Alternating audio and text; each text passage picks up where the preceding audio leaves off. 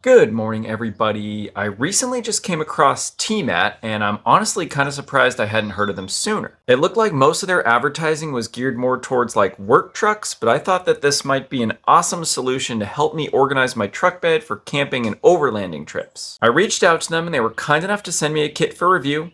I did receive this product for free, but this video is not sponsored and anything I say is my own honest opinion. In this video, I'm going to show you what came in the kit, how to set it up, and then of course I'm going to put it to the test on a couple of trips to see how it holds up on the trails. I'm also going to try to answer any questions that I had before using this product to help you figure out if it's the best solution for you. Alright, first let me show you what came in the kit. Inside the box is a bunch of these panels. Each is 12 inches by 12 inches. And then it also came with a bunch of these strips. These are 12 inches by 2 inches, and they help just to fine-tune the fit. It also came with a Tmat mallet. And then it came with a bunch of different blockers, which of course is what actually helps keep your stuff in place. There were a couple other accessories that it came with as well.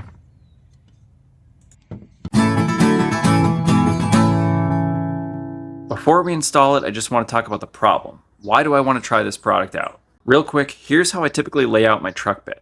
I've got 2 water jugs over here and I currently strap them in. It would be great if I could keep them in place with the blockers instead of needing to use these straps. It would just save a little bit of time when I need to take them out.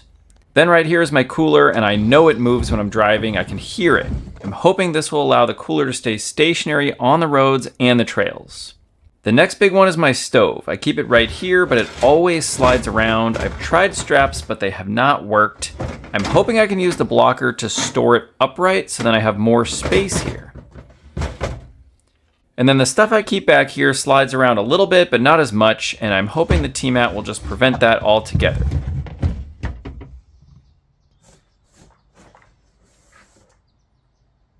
Okay, now let's install it. I played with the proper alignment for a little while off camera, and I'm glad I wasn't recording at the time because it did take me a little while to figure it out. I put a bunch of the panels together and slid them on the deck. You just gotta line them up and then they click together.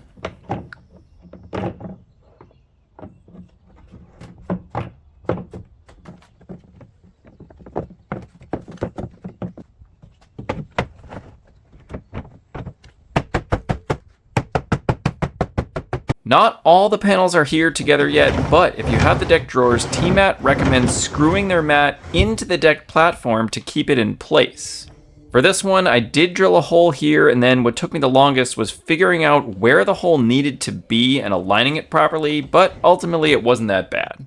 So then I put the screw in, found the screw hole, and finished screwing it in. I did the same thing for a spot on the other side. I went with 2 screws total. Then I added some of the smaller strips to cover as much of the rest of the top of the deck as I could. Fortunately, it fit pretty much the entire decked system.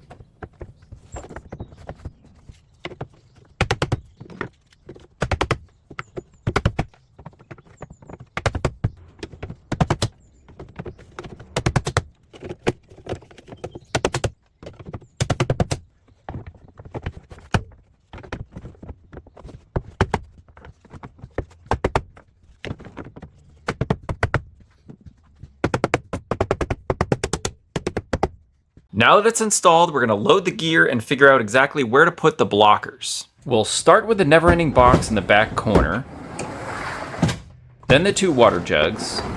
I put a blocker next to each jug.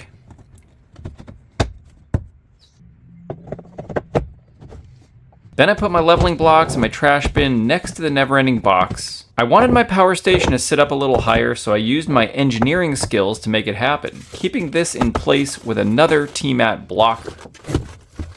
Next, it's time to finally prevent the cooler from rolling around. I put 1 blocker here in front, and another one right behind the cooler.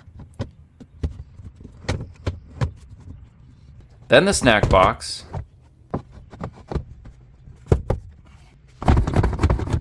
And then let's see if my plan for the stove will work.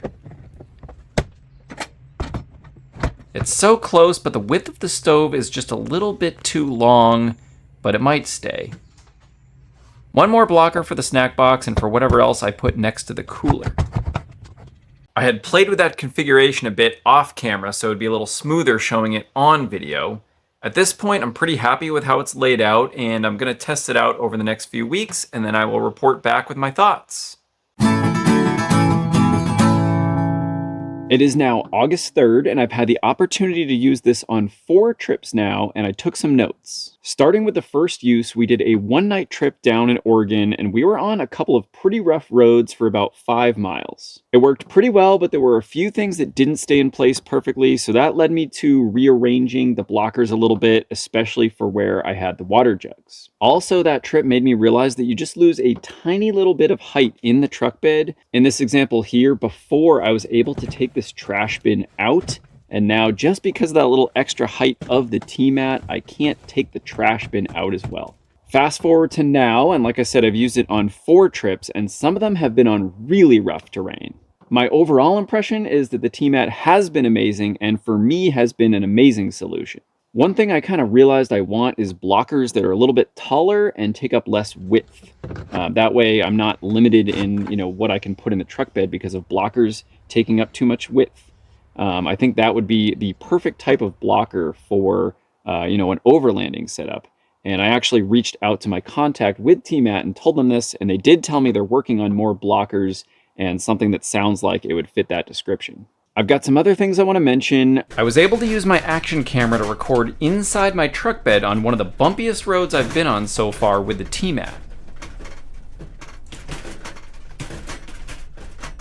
These dividers, the 2x4 dividers, they were designed to fit a 2x4 in here, but they've been super solid and don't move at all. They've been my favorite. Everything I've used these for have stayed in place perfectly. They don't get loose, they don't move, they're the best. My next favorite have been the tight fit stout stationary blockers. These have stayed in place as well and have held up great in off-road conditions. These tall blockers, these are basically useless for overlanding. They do not stay in place at all in off-road conditions. But I looked this up on their website and I saw that they are light-duty blockers. So they're designed to be used for light-duty items and smoother conditions. So that makes sense to have something like that, but for an overlanding setup, I probably won't be using these anymore. Another thing to note, if you have the deck drawers like I do, you're going to lose access to those little compartments on top of the deck drawers once you cover it with the Tmat. Of course, you can still, kind of remove that part of the Tmat and get in there, but that's definitely going to be a hassle. The mat itself, as it is sitting on my truck bed, has been super stable and hasn't moved at all, especially since I did screw it into place. But yeah, like I said, I've been on some pretty rough roads and the mat has not moved one bit. I, of course, am using this for my truck bed, but if you do not have a truck, they do also have Tmat available for SUV trunks and even RVs. We've made it to the conclusion, and one of the things you might be wondering is the Tmat worth it? Depending on your truck bed size, you're looking at probably somewhere between $280 and $400. That does include some of the blockers, but if you do need extra, that of course would be an additional cost. Obviously, I can't make that financial decision for you as it depends on your budget, but in terms of functionality, it definitely solved the problem for me, especially when it came to my power station, my cooler, and my water jugs. But it's also allowed me to keep my snack box more stable and in place and far enough away from the power station so that way I can access the plugs without having to worry about the snack box being in the way. I tried to show as much of the Tmat as possible to help you get the best idea of what you'd be getting if you choose to purchase this. If you have any questions, please leave a comment and I will do my best to answer. If you found this video helpful, please consider subscribing to my channel and hit that like button. That's it for now. Thanks for watching. See you next time.